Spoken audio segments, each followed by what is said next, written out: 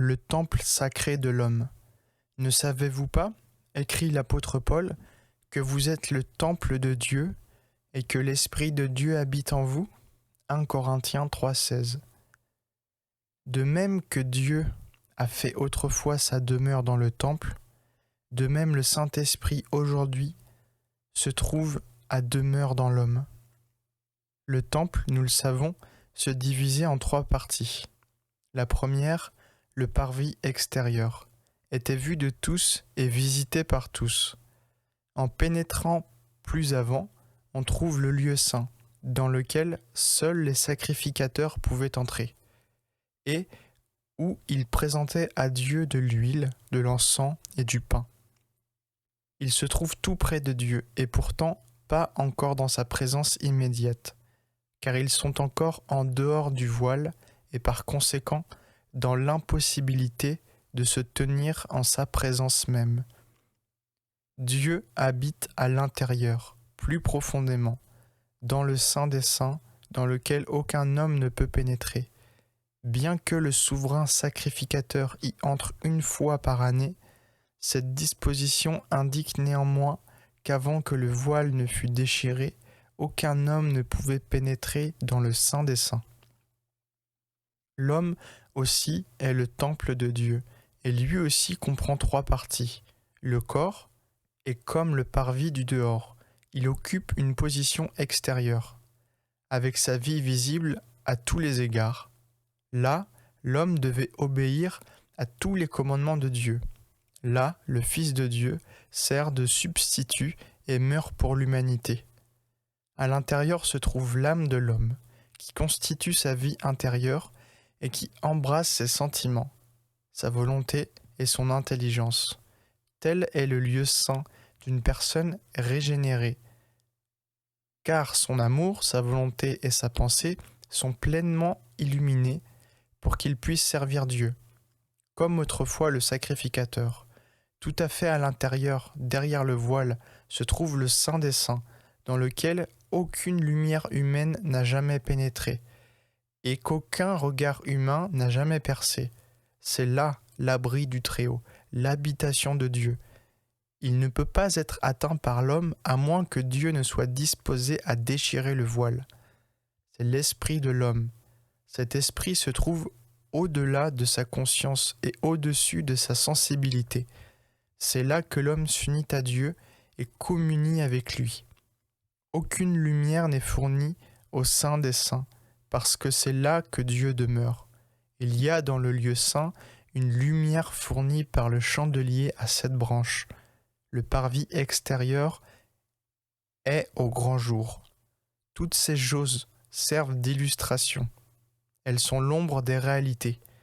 L'esprit est comme le Saint des Saints habité par Dieu, où tout se passe par la foi, au-delà de la vue, de la sensibilité ou de la compréhension de celui qui croit.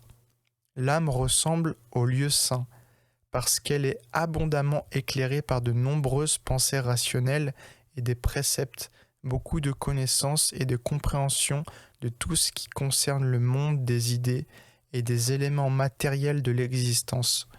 Le corps est comparable au parvis extérieur, clairement visible à tous. Les actions du corps peuvent être vues de n'importe qui. Maintenant que nous avons vu l'ordre divin, nous pouvons apprécier la sagesse manifestée par la Bible en comparant l'homme à un temple.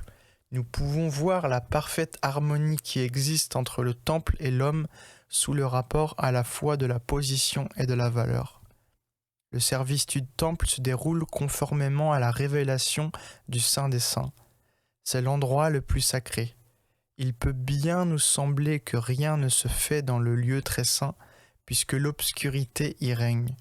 Toutes les activités se déroulent dans le lieu saint. Les activités du parvis extérieur elles-mêmes sont contrôlées par les sacrificateurs du lieu saint. Cependant, toutes les activités du lieu saint, en réalité, sont dirigées par la révélation émanant de l'absolue quiétude et de la parfaite paix du Saint des Saints. Il n'est pas difficile de percevoir l'application spirituelle de cet ordre de choses. L'âme, organe de notre personnalité, est composé de l'entendement, intelligence, de la volonté et des sentiments.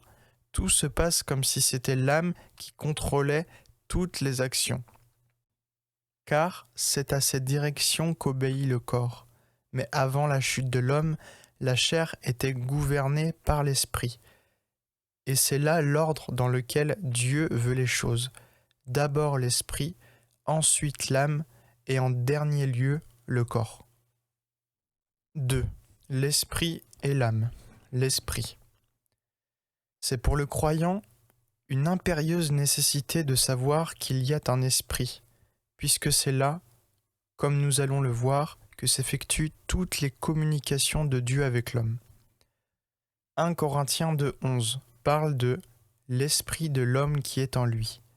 1 Corinthiens 5,4 mentionne mon esprit. Romains 8,16 dit notre esprit. 1 Corinthiens 14,14 utilise mon esprit. 1 Corinthiens 14,32 parle des esprits des prophètes. Proverbe 25-28 se réfère à son propre esprit. Hébreux 12-23 parle de esprit des justes. Zacharie 12-1 déclare que l'Éternel a formé l'esprit de l'homme au-dedans de lui.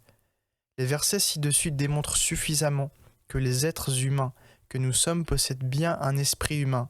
Cet esprit n'est pas synonyme de notre âme et n'est pas le Saint-Esprit. C'est dans cet esprit que nous adorons Dieu. D'après l'enseignement de la Bible et l'expérience des croyants, on peut considérer l'esprit humain comme composé de 3 parties. Ce sont la conscience, l'intuition et la communion. La conscience est l'organe du discernement, qui distingue le bien du mal en vertu d'un jugement spontané, direct. Le travail de la conscience est indépendant. Elle ne se plie pas aux opinions du dehors. Si l'homme fait le mal, elle élèvera sa voix accusatrice. L'intuition est l'organe sensible de l'esprit humain. Il est diamétralement différent du sens physique et de la sensibilité psychique. L'intuition implique une perception directe, indépendante de toute influence extérieure. Cette connaissance qui nous vient sans aucun secours de l'intelligence, du sentiment ou de la volonté est une connaissance intuitive. Nous savons véritablement par notre intuition, notre intelligence nous aide simplement à comprendre. C'est par son intuition que les révélations de Dieu se font connaître aux croyants, ainsi que tous les mouvements du Saint-Esprit. Le croyant doit donc être attentif à ces 2 éléments, la voix de la conscience et l'enseignement de l'intuition. La communion, c'est l'adoration de Dieu. Les organes de l'âme ne sont pas compétents pour adorer Dieu. Dieu n'est pas saisi par nos pensées, nos sentiments ou nos intentions, car il ne peut être connu directement que dans notre esprit. Notre adoration de Dieu et les communications de Dieu avec nous se situent dans l'esprit. Elles se manifestent dans l'homme intérieur. Elles ne se manifestent pas dans l'âme. Nous pouvons donc conclure que ces 3 éléments, la conscience, l'intuition et la communion, sont dans une profonde dépendance mutuelle, que leurs fonctions sont coordonnées. La relation qui unit la conscience à l'intuition, c'est que la conscience juge d'après l'intuition. Elle condamne toute conduite qui ne suit pas les directives données par l'intuition. L'intuition est reliée à la communion ou à l'adoration par le fait que c'est intuitivement que Dieu est connu de l'homme et que c'est par l'intuition qu'il lui révèle sa volonté. Par les 3 groupes suivants de versets bibliques, on peut observer sans peine que nos esprits possèdent la fonction de conscience, la fonction d'intuition ou le sens spirituel et la fonction de communion ou d'adoration. A. La fonction de conscience dans l'esprit de l'homme. L'Éternel ton Dieu rendit son esprit inflexible. Deutéronome 2,30. Il sauve les esprits abattus. Psaume 34, 18. Ayant ainsi parlé, Jésus fut troublé en son esprit. Jean 13, 21. Il sentait au-dedans de lui son esprit s'irriter à la vue de cette ville pleine d'idoles. Acte 17, 16. L'Esprit lui-même rend témoignage à notre esprit, avec notre esprit, que nous sommes enfants de Dieu. Romains 8, 16. Pour moi, absent de corps mais présent d'esprit, j'ai jugé. 1 Corinthiens 5, 3. Je n'eusse point de repos d'esprit. 2 Corinthiens 2, 12. Car Dieu ne nous a pas donné un esprit de timidité. 2 Timothée 1, 7. B. La fonction d'intuition dans l'esprit de l'homme. L'esprit est bien disposé, mais Matthieu 26, 41. Jésus ayant aussitôt connu par son esprit. Marc 2, 8. Jésus soupirant profondément en son esprit. Marc 8, 12. Jésus frémit en son esprit. Jean 11, 33. Fervent d'esprit. Acte 18, 25. Lié par l'esprit, je vais à Jérusalem. Acte 20, 22. Lequel connaît les choses de l'homme, si ce n'est l'esprit de l'homme qui est en lui. 1 Corinthiens 2, 11. Ils ont tranquillisé mon esprit et le vôtre. 1 Corinthiens 16, 18. Tite, dont l'esprit a été tranquillisé par vous tous. 2 Corinthiens 7, 13. C. La fonction de communion dans l'esprit de l'homme. Mon esprit se réjouit en Dieu mon Sauveur. Luc 1, 47. Les vrais adorateurs adoreront le Père en esprit. Jean 4, 23. Que je sers en mon esprit. Romains 1, 9. Que nous servons dans la nouvelle vie de l'esprit. Romains 7, 6. Vous avez reçu un esprit d'adoption par lequel nous crions « Abba, Père ». Romains 8, 15. Celui qui s'attache au Seigneur est avec lui un seul esprit. 1 Corinthiens 6, 17. Je chanterai par l'esprit. 1 Corinthiens 1, 15. Si tu rends grâce par l'esprit. 1 Corinthiens 1, 16. Il me transporta en esprit. Apocalypse 21, 10. Nous pouvons savoir, par ces passages, que l'esprit possède au moins ces trois fonctions. Bien que les personnes non régénérées n'aient pas encore la vie, elles possèdent néanmoins ces fonctions, mais leur adoration va au mauvais esprit. Certaines personnes manifestent ces fonctions plus que d'autres. Il ne s'ensuit pas cependant qu'elles ne sont pas mortes dans leurs péchés. Le Nouveau Testament ne considère pas que ceux qui ont une conscience sensible, une intuition développée et un intérêt aux choses spirituelles soient nécessairement sauvés. De tels cas prouvent simplement qu'outre l'intelligence, le sentiment et la volonté de notre âme, nous avons aussi un esprit. Avant la régénération, l'esprit est séparé de la vie de Dieu. Ce n'est qu'après la régénération que la vie de Dieu et du Saint-Esprit habite notre esprit. Il a été vivifié pour devenir l'instrument du Saint-Esprit. En étudiant la signification de l'esprit, notre but est de réaliser que, comme être humain, nous possédons un esprit indépendant. C'est ici, dans l'esprit, que Dieu nous régénère, nous enseigne et nous conduit dans son repos. Mais, c'est triste à dire, en raison de nombreuses années d'asservissement de l'âme, les chrétiens savent très peu de choses de leur esprit. Nous devrions trembler devant Dieu et lui demander de nous enseigner par l'expérience ce qui est spirituel et ce qui est psychique.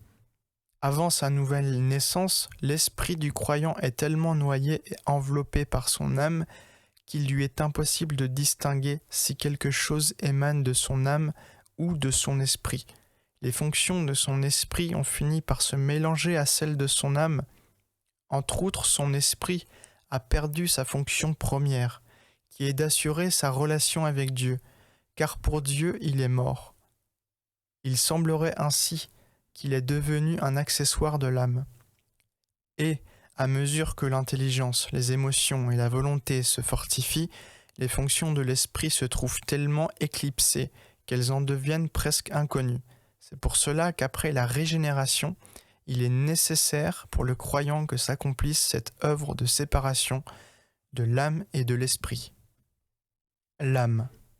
Outre qu'il y a un esprit qui lui permet de communiquer avec Dieu, l'homme possède une âme qui est la conscience qu'il a de lui-même. C'est par l'activité de son âme qu'il prend conscience de son existence. Elle est le siège de la personnalité. L'intelligence, la pensée, les idéaux, l'amour, le sentiment, le discernement, le choix, les décisions ne sont que des expériences variées de l'âme. Ce qui constitue la personnalité de l'homme, ce sont ces trois principaux facultés, à savoir la volonté, l'intelligence et le sentiment. La volonté est l'instrument de nos décisions. Elle révèle notre capacité de choisir. Elle exprime notre consentement ou notre refus. Nous voulons ou nous ne voulons pas. Sans la volonté, l'homme est réduit à un automate. L'intelligence, instrument de nos pensées, manifeste nos capacités intellectuelles. Ses efforts sont la sagesse, la connaissance et le raisonnement. Son absence rend l'homme idiot. L'instrument de nos préférences et de nos antipathies est dans la faculté du sentiment. Par lui, nous sommes rendus capables d'exprimer l'amour ou la haine, ou de nous montrer joyeux, fâchés, tristes ou heureux. Toute lacune dans cet organe rend l'homme aussi insensible que le bois ou la pierre. Une étude attentive de la Bible aboutira à la conclusion que ces trois facultés primaires de la personnalité appartiennent à l'âme. Les versets de l'Écriture qui établissent la chose sont trop nombreux pour que nous puissions les citer. Nous ne pouvons donc en donner ici qu'une sélection. A. L'âme et sa faculté de volition. Ne me livre pas au bon plaisir. Original. Âme. De mes adversaires. Psaume 27:12. Je l'ai livré à la volonté. Entre guillemets, âme de tes ennemis. Psaume 41. Ah, voilà ce que nous voulions. Psaume 35:25. Appliquez maintenant votre cœur et votre âme à chercher l'Éternel. 1 Chroniques 22:19. Ce que mon âme ne voudrait pas toucher. Job 6:7. Ah, je voudrais, mon âme choisira, être étranglé, la mort plutôt que ses os. Job 7:15. B. L'âme est la faculté de l'intelligence ou de l'entendement. Le manque de connaissance n'est bon pour personne. Proverbe 19:2. Jusqu'à quand aurais-je des soucis dans mon âme? Psaume 13:3. Quand mon âme s'en souvient. Lamentation 11:20. La connaissance fera les délices de ton âme. Proverbe 2:10. Garde la sagesse et la réflexion. Elles seront la vie de ton âme. Proverbe 3:21 et 22. Connais la sagesse pour ton âme. Proverbe 24:14. C. L'âme est la faculté du sentiment ou de l'émotion. 1. Émotion affective. L'âme de Jonathan fut attachée à l'âme de David, et Jonathan l'aima comme son âme. 1 Samuel 18:1. Toi que mon cœur, entre guillemets, âme aime. Cantique 1:7. Mon âme magnifie le Seigneur. Luc 1:46. Mon âme avait aussi pour eux du dégoût. Zacharie 11:8. Tu aimeras l'Éternel ton Dieu de toute ton âme. Deutéronome 6:5. 2. Émotion de désir. Mon âme soupire et languit après les parvis de l'Éternel. Psaume 84:3. Mon âme te désire pendant la nuit. Ézéchiel 26:9. Mon âme prend plaisir. Malachie 12:18. 3. Émotion de sentiment ou de sensibilité. Une épée te transpercera l'âme. Luc 2:35. Tous avaient l'amertume dans l'âme. 1 Samuel 36.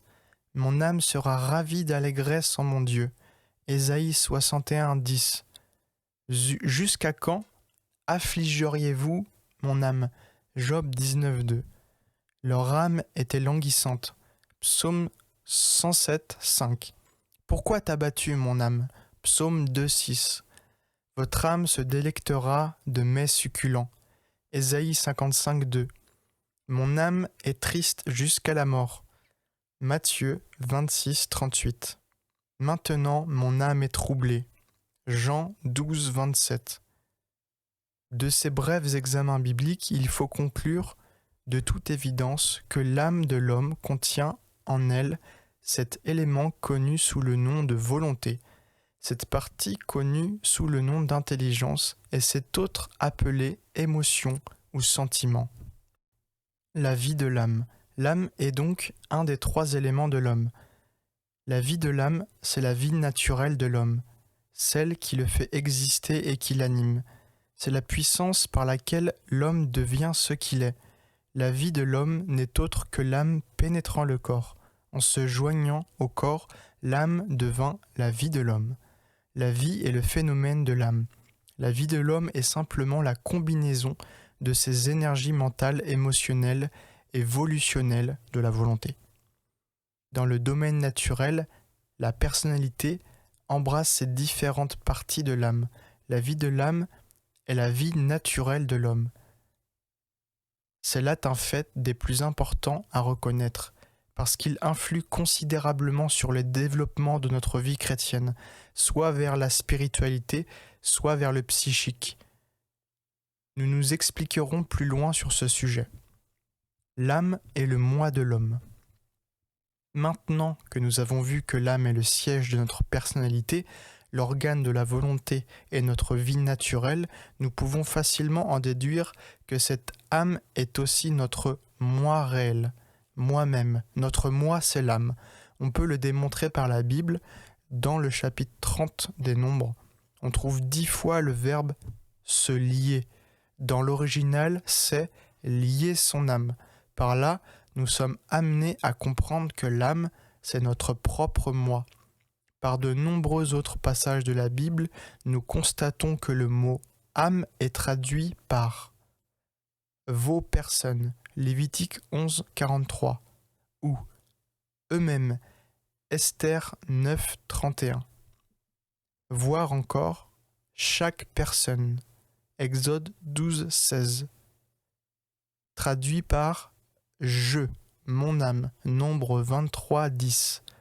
Traduit par « quelqu'un », original, une âme quelconque, Lévitique 2, 1. Ces passages de l'Ancien Testament nous apprennent de diverses manières comment l'âme est le propre moi de l'homme. Le Nouveau Testament nous donne la même impression. Âme est le terme original pour 8 personnes. Dans 1 Pierre 3, 20 et pour 276 personnes dans Actes 27, 37. Dans Jacques 5, 20, sauver une âme équivaut à sauver un pécheur. Et dans Luc 12, 19, les paroles du riche insensé flattant son âme sont regardées comme adressées à lui-même. Il est donc bien clair que la Bible dans son ensemble regarde l'âme de l'homme et la vie de l'homme comme étant l'homme lui-même. On peut trouver une confirmation de la chose dans les paroles de notre Seigneur Jésus telles qu'on les trouve dans 2 évangiles différents. Nous lisons dans Matthieu 16, 26. Que servira-t-il à un homme de gagner le monde s'il perdait son âme, sa vie? Ou que donnerait un homme en échange de son âme? Tandis que Luc 9, 25 rend la chose comme suit. Que servirait-il à un homme de gagner tout le monde s'il se détruisait ou se perdait lui-même? Les 2 auteurs évangéliques posent la même question, mais l'on emploie le mot « vie » ou « âme », tandis que l'autre emploie l'expression « lui-même ». L'âme de l'homme et la vie de l'homme, c'est l'homme lui-même. Avant la régénération, tout ce qui est inclus dans la vie, que ce soit le moi, la vie, la force, le pouvoir, le choix, la pensée, l'opinion, l'amour, la sensibilité, appartiennent à l'âme. En d'autres termes, la vie de l'âme, c'est la vie que l'homme hérite à sa naissance. Tout ce que cette vie possède et tout ce qu'elle peut devenir est du domaine de l'âme. Si nous reconnaissons ainsi distinctement ce qui est psychique, ce sera plus facile pour nous plus tard de reconnaître ce qui est spirituel. Nous pourrons séparer le spirituel du psychique. Nous utilisons dans cet ouvrage le mot psychique comme un adjectif du mot âme.